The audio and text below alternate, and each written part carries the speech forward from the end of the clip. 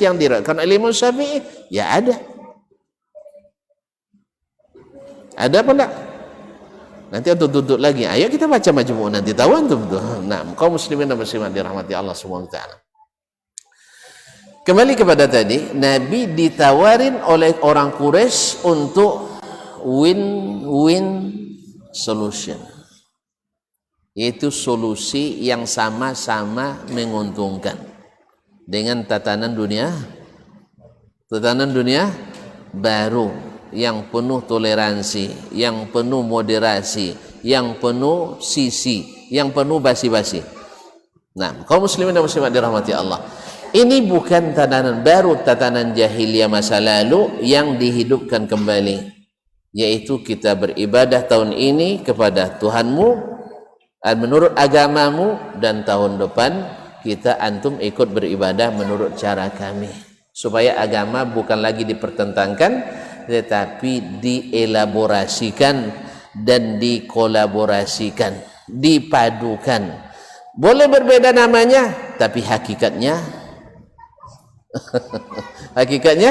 sama. Ma'asyiral kiram dirahmati Allah, Allah sendiri yang tolak dengan tegas. Qul ya ayyuhal kafirun la a'budu ma ta'budun wala antum abiduna ma a'bud. Walau kalian menyebut nama Allah, walaupun kalian talbiyan yang musim haji dengan menyebut nama Allah, walaupun kalian di Ka'bah sering berdoa kepada Allah, tetapi kalian menyekutukan Allah.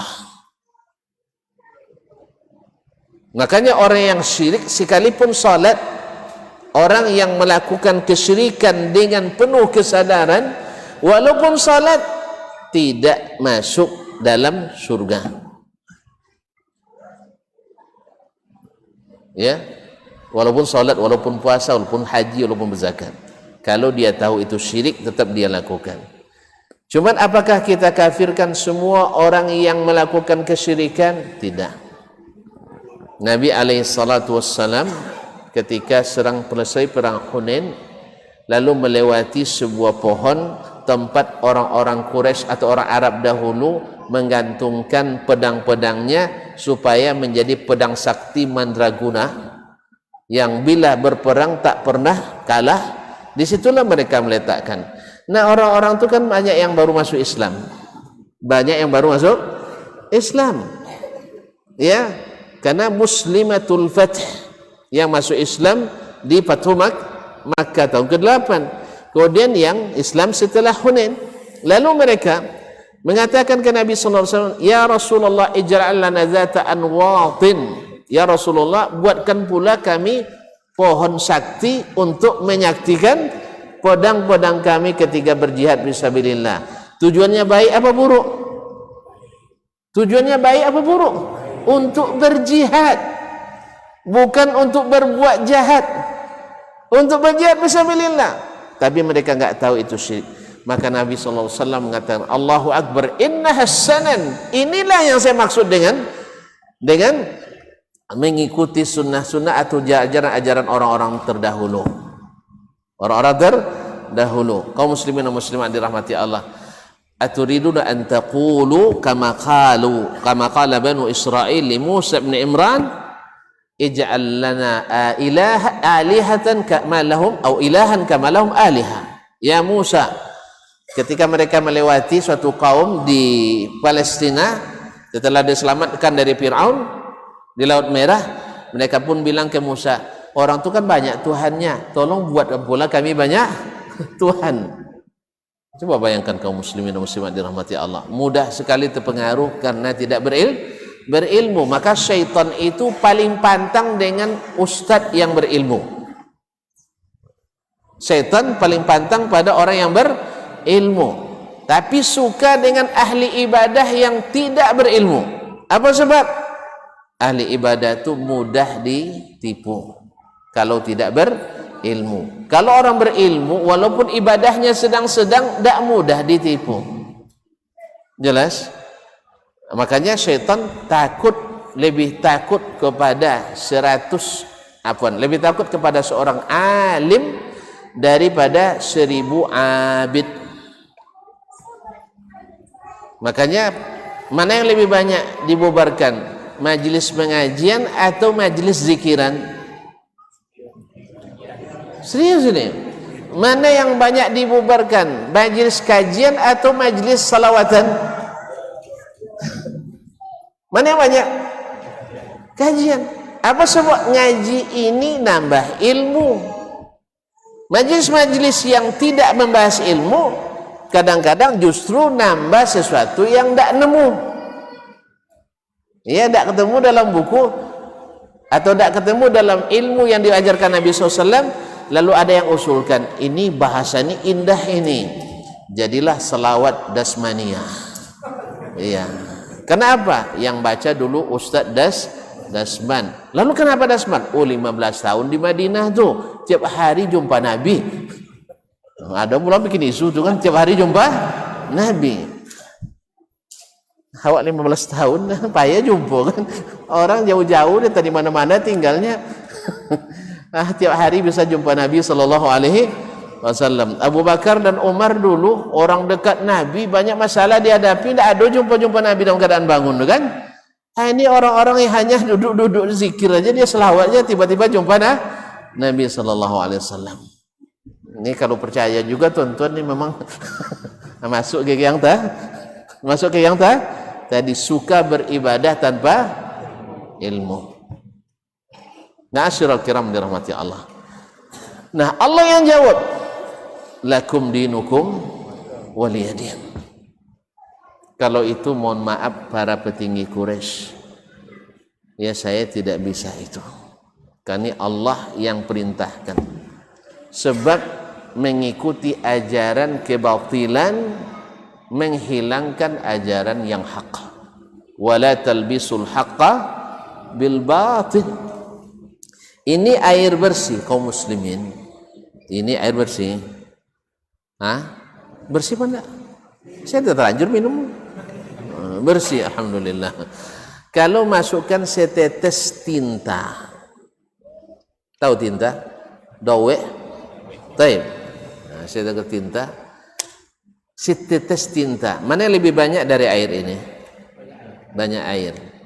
Tapi setetes tinta bisa merubah namanya. Namanya air. Air tinta. Coba bayangkan.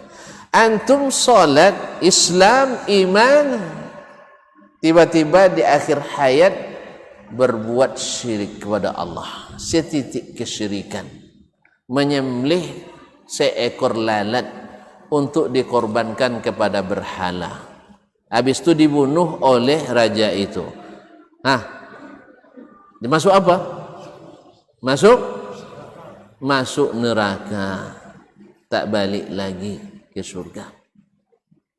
Tidak ada cerita kaum muslimin dan muslimat dirahmati Allah. Jadi kotoran itu sedikit tetapi luar biasa pengaruhnya, dan semakin tinggi tingkat kadarnya semakin tinggi daya rusaknya. Makanya Nabi SAW tidak merekomendasikan hal-hal yang menggiring kepada kesyirikan. Misalnya adalah ikut merayakan perayaan orang-orang di luar Islam. Nabi katakan, man tashabbaha biqaumin fahuwa minhum. Inna likulli qaumin idan. Sesungguhnya setiap kaum itu punya hari raya. Wa iduna Idul Fitri wa Idul Adha. Hari raya kita adalah hari raya Idul Fitri dan Idul Adha. Masih kurang, usah tambahlah hari raya bapak, hari raya ibu, hari raya nenek, dan sebagainya. La ilaha illallah Muhammad Rasulullah SAW. Kaum muslimin dan muslimat dirahmati Allah Subhanahu wa taala. Kadang-kadang lebih sibuk lagi umat Islam bersiap diri menyambut hari raya orang-orang di luar Islam. Kenapa? Karena terpengaruh oleh konsep tatanan dunia lama itu. Konsep tatanan dunia lama bahwa agama jangan jadi pemisah. Agama menjadi pengikat antara seluruh pemeluk agama-agama. Maka tidak ada agama yang lebih hebat dari agama yang lain.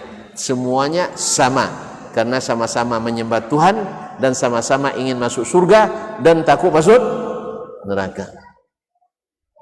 Nasyirul kiram dirahmati Allah SWT. Ini ditolak oleh Allah mentah-mentah.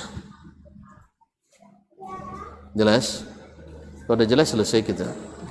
Nah, karena masalah agama ini lakum dinukum waliyadin. Ya, tidak ada kerjasama dalam kebatilan, dan kebatilan yang paling batil adalah wa qalu ittakhadhar rahmanu walada.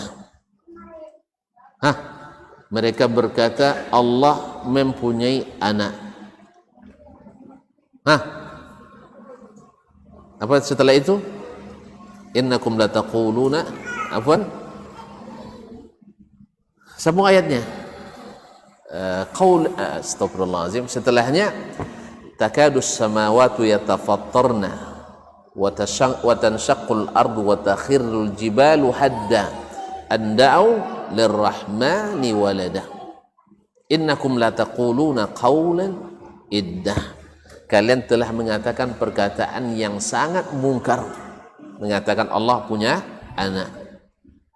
Hampir langit runtuh, bumi pecah berkeping-keping, dan gunung-gunung berantakan ketika mereka mengatakan Allah punya anak. Wa in kullu man fis samawati wal ard illa atir rahmani abda. Tidaklah satu pun yang di langit dan di bumi kecuali datang kepada Allah sebagai hamba. Tidak ada anak, tidak ada istrinya. Allah tidak membutuhkan itu. Allah Maha Suci dari segala itu. Nah, sekarang kita ingin untuk mengucapkan selamat kepada orang yang Allah katakan ini adalah kemungkaran yang luar biasa. Allah tidak suka. Lalu kita menyukai dan mengucapkan selamat. Seolah-olah kita mengatakan selamat kelahiran anak Tuhan. Na'udzubillah thumma na'udzubillah thumma na'udzubillah. Dan lebih parahnya lagi kaum muslimin di saat umat Islam memperingati tahun baru Masehi. Karena pada asalnya tahun itu tahun kelahiran dewa Romawi. Lebih parah lagi ya. Nasrani masih ada hubungan darah dengan kita. Artinya masih agama samawi. Dan ini agama Romawi yang tidak berdasar. Umat Islam sibuk mempersiapkan untuk memperingati itu. Untunglah 2 tahun ini ada pandemi. Ya, ada juga untungnya pandemi ini Ustaz ya. Kalau kita doakan selamanya, pakai masker terus kita nanti. Kaum muslimin dan muslimat dirahmati Allah.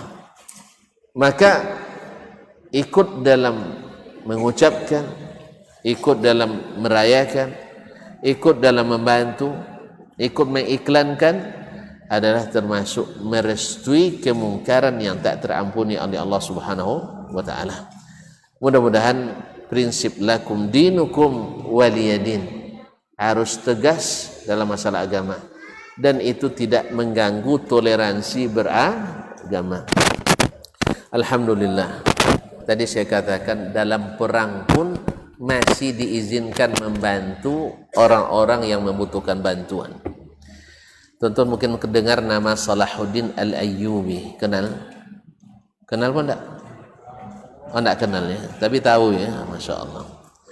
Beliau dengan izin Allah mengembalikan Baitul Maqdis setelah 40 tahun diinjak-injak dan dinista oleh pasukan Salim, di mana sebelum itu ketika pasukan Salim menguasai Baitul Maqdis, ya, ratusan ribu kaum muslimin dibantai di tengah kota. Dan ini nyata sebab para pujangga pasukan Salib mengabadikannya dalam syair-syair mereka, bahwa mereka, kuda-kuda perang mereka berenang darah di tanah Palestina, di Baitul Maqdis. Bayangkan. Nah, ketika Salahuddin Al-Ayyubi mengembalikan itu ke pangkuan Islam.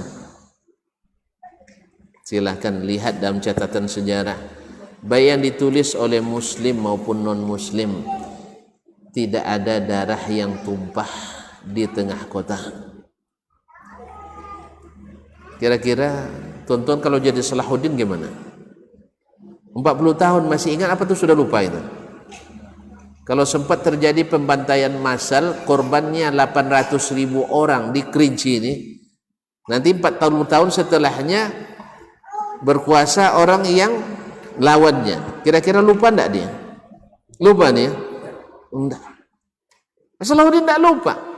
Tapi dia tidak lupa ajaran Nabinya sallallahu alaihi wasallam. Orang Quraisy yang dulu tak kasih sedikit pun peluang kepadanya, yang senantiasa mengganggu dakwahnya, bahkan di Masjidil Haram, pengurus Masjidil Haram tak izinkan Nabi berdakwah di situ. Siapa pengurus Masjidil Haram waktu itu? Hah? Siapa pengurus Masjidil Haram? Ayo. Orang jahiliyah. Masjidil Haram aja diurus oleh orang jahiliyah. Allah suka, enggak suka. Tetapi karena apa namanya? Makanya Allah enggak suka, diutuslah Nabi Muhammad sallallahu alaihi wasallam. Nabi tak boleh berdakwah di situ. Dilempari dengan tai onta. Tonton baru dilempari atapnya kadang-kadang. Dan nak berhenti dakwah.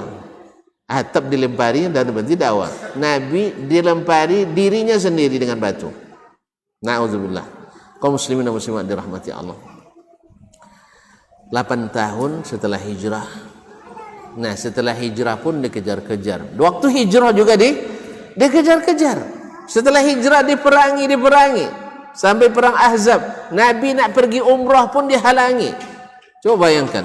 Jahiliyah, na'udzubillah, tsumma na'udzubillah, dihalangi untuk berdakwah Nabi alaihi salatu wassalam. Padahal masih saudara, masih seketurunan, sesuku. Tapi karena Nabi dianggap merusak budaya, dan mereka tidak sadar mereka salah.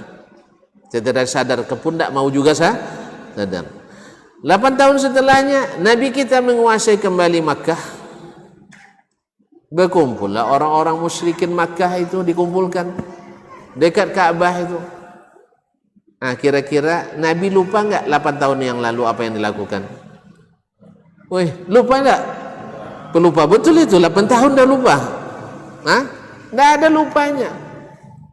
Masih ingat bagaimana Sumayyah syahid, menjadi syahid pertama. Yasir dibunuh suaminya. Masih ingat Zaid bin Dajjal dipotong-potong telinganya, hidungnya oleh orang-orang Quraisy. Masih ingat Bilal. La ilaha illallah. Semuanya itu terang dalam ingatan Nabi alaihi salatu wassalam. Tetapi Nabi kita, Islam ini rahmatan lil alamin. Dikumpulkan orang-orang Quraisy, kan nampak wajah-wajah ini yang kemarin ini. Gitu nampak tuh kan? Kalau tuan-tuan nampak macam ini, apa yang tuan-tuan nak buat? Nak dikeluarkan, dicongkel matanya ya? Tuan-tuan pendendam ini. Nah, itu masalahnya. Makanya kalau tuan-tuan tidak bisa jadi Nabi ini. Memang tidak bisa. Nabi alaihissalam tahu. Tetapi dia rahmatan lil alamin. Dia rahmatan lil alamin.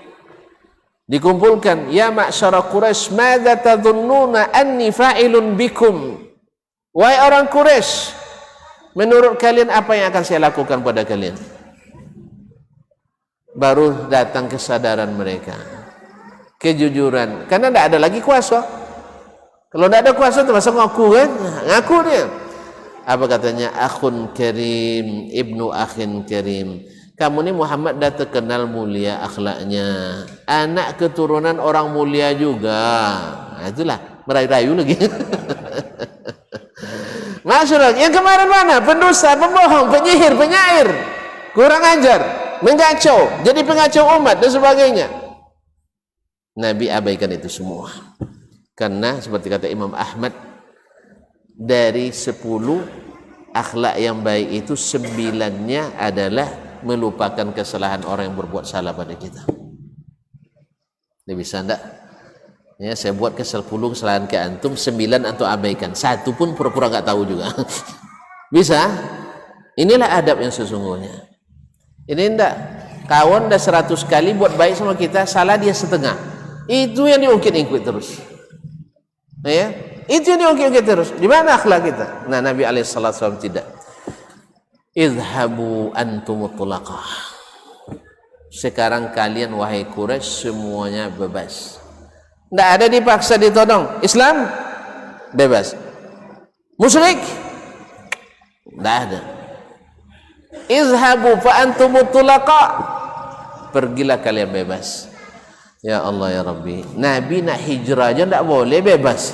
Ya kan? Ini orang yang dah tertawan semuanya. Inta izhabu fa antumut tulaqa. Bi abi wa ummi ya Rasulullah sallallahu alaihi wasallam. Inilah kehebatannya Islam itu kaum muslimin. Makanya toleransi Islam itu di atas seluruh ajaran toleransi. Nah, siapa yang merubah-rubahnya, ini bukan toleransi, tapi keteledoran yang beratasnamakan ansi-ansi. Allah musta'an. Ini adalah keteledoran yang sudah basi. Bukan tatanan dunia baru, tapi tatanan dunia jahiliyah. Sudah tawarkan ke Nabi alaihissalatu wassalam.